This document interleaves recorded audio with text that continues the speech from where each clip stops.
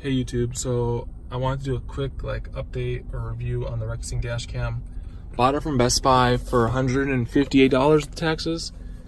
It's the V1P Plus, so it comes with the front camera, of course, and then the rear camera, 32 gigabyte SD card, the hardwired kit, which I wanted. I just don't have to go deal with buying it separate.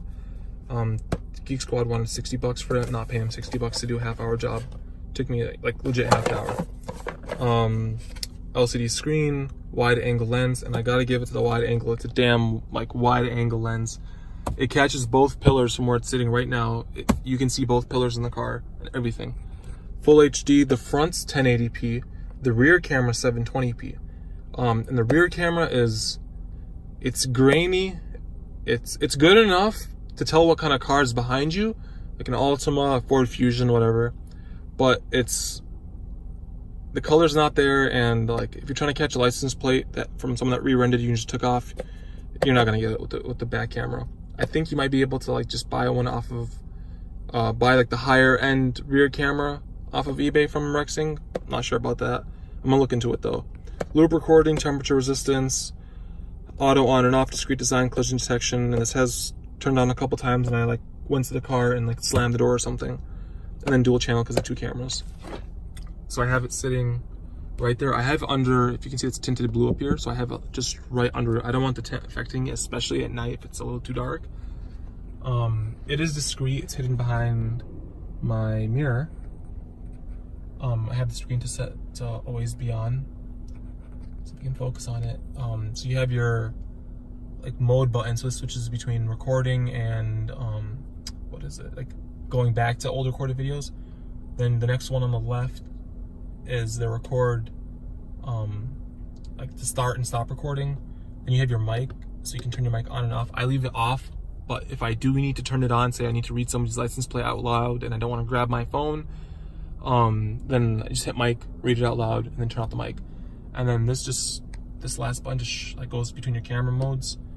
So yeah, that's my rear camera in the big section, and then my front camera in the small. That's my rear camera fully taking up the screen. My front camera taking up most of the screen, and my rear camera in the corner, which is the layout I leave it at. And then you can set the camera to turn on and off and all that stuff. You have your angle adjuster, your mode, your power button. I have 128 gigabyte SD card class 10 in there. That's what it wants. Or it wants class 10 or higher. On this side, you have the outlets. This one's the 3.5 millimeter headphone jack. That's for the rear camera, and the top one's the power. They both run, focus. They both run up through here, behind the airbag. Make sure when you install it, don't fully take this off. It just pops off, but it should give you enough room to wire to the camera, or put the wires behind it. But don't fully pop this whole thing off, this whole pillar. But the camera or the airbag's there. Wire it behind the airbag. And then I just put it through the window liner right here. The power is going down through here, and then it's in my fuse box. If you can see that fuse that's empty, so zoom in. That fuse that's empty right next to the 2 yellow ones, I plugged it into there, and the camera turned on automatically, but it turned on when the car was off. So it would run the camera 24/7. So there's another one on the bottom right of my Altima, another empty fuse, the only other one, there's 2 of them. That one turns on and off with the car itself. So that's the one you want. You want one that will turn on and off with the car itself, because the camera has a battery, so if somebody does hit your car when the car's not on, it will record it and save it. Okay. The rear camera meets up right here. Zoom back out.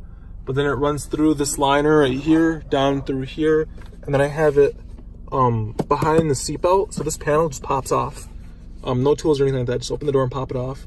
So the rest of the cabling and the excess cabling is stored in here. Then it goes up through the rear seal. You see kind of point, or it's kind of coming out right there. I gotta push it back in. Around the C-pillar right here, you see a little bit of the wire right there, and then right there's the camera. It's held on by 3 millimeters, or a 3M sticker, my bad. And I put it to the left of the defrost line. I didn't want it fucking with the 3M sticky when it gets hot, and because I don't want the defroster line bothering it or bothering the view. But yeah, you can see it's pretty discreet, hidden. Yeah, it does its job. It clicks in and out of place easily. So you can just push it up and pop it out, pop it in, push it down. That's it. It comes with 2 of the brackets for mounting it. So if you want to like take it out and put it in another car, you could. And you can buy a mount to like actually mount it, like a suction mount if you wanted to, if you had like a semi or like the angle wasn't good enough for you. But yeah, you can twist this and adjust the angle.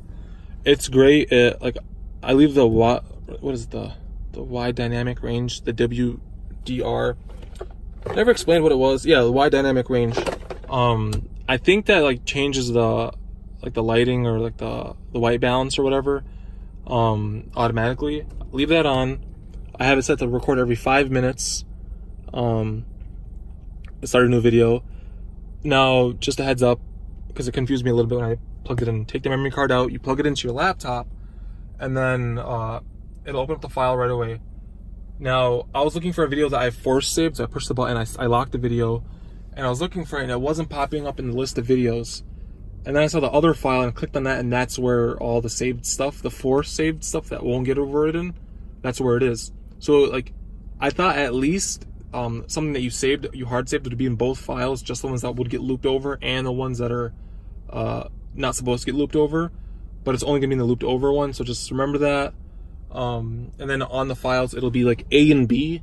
A is the rear camera, no, A is the front camera, B is the rear camera. So that's how you know, because they'll have like each file, there'll be 2 of them that start at the same time, and they'll have the same name, same date, and everything like that. But one will say A, one will say B. That's how you know which one's which. Let's see if I can pull up a video right here. Give me 1 second.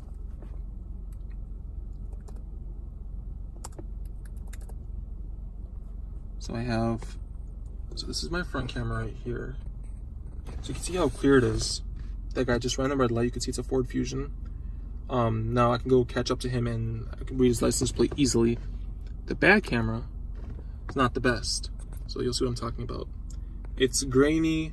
You can still see the defroster line in there, but you can tell that's an Altima right behind you. But it's just, well, if you know cars. But like the color's not there. It's grainy. It's not the best, but it's good enough. It does its job. But the front camera's where it shines. I know they just came out the 4K model of this.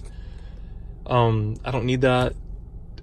This is good enough for catching plates. That was my biggest thing. If somebody hits me and takes off, would I be able to catch their plate if they're in front of me? And I can. But yeah, it turns off after 10 seconds and then turns back on when you start the car.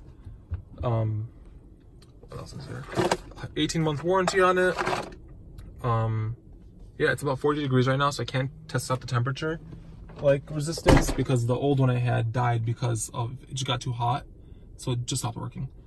So it just turned off right there. Turned the car back on, and it turned. Yeah, great little camera. Does its job damn well.